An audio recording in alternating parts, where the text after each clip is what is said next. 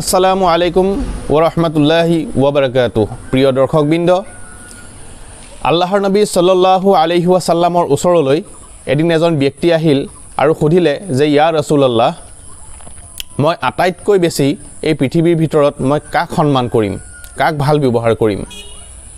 নবী কৰীম সাল্লাল্লাহু আলাইহি ওয়াসাল্লামে মাকৰ কথা ক'লে। দ্বিতীয়বাৰ আকৌ যেতিয়া প্ৰশ্ন কৰা হ'ল, দ্বিতীয়বাৰো নবীজীয়ে মাকৰ কথা ক'লে আৰু তৃতীয়বাৰো মাকৰ কথা ক'লে। চতুৰ্থবাৰ যেতিয়া প্ৰশ্ন কৰা হ'ল, নবী কৰীম সাল্লাল্লাহু আলাইহি ওয়াসাল্লামে বাপেকৰ কথা ক'লে। হাদিছটিৰ মৰ্ম হৈছে, এই বিশ্ব ব্ৰহ্মাণ্ডত যদি আপুনি কাৰোবাক আটাইতকৈ বেছি সন্মান কৰিব, সন্মানৰটো সকলো অধিকাৰী, কিন্তু আটাইতকৈ বেছি যদি কাৰোবাক সন্মান কৰিব, তেতিয়াহ'লে আটাইতকৈ বেছি মাক কৰিবলৈ আদেশ কৰা হৈছে।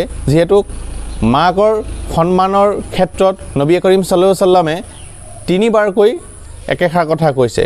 তাৰমানে দেউতাকতকৈ তিনিগুণ বেছি মাকক কৰিব লাগিব আৰু দেউতাকো সন্মান কৰিব লাগিব।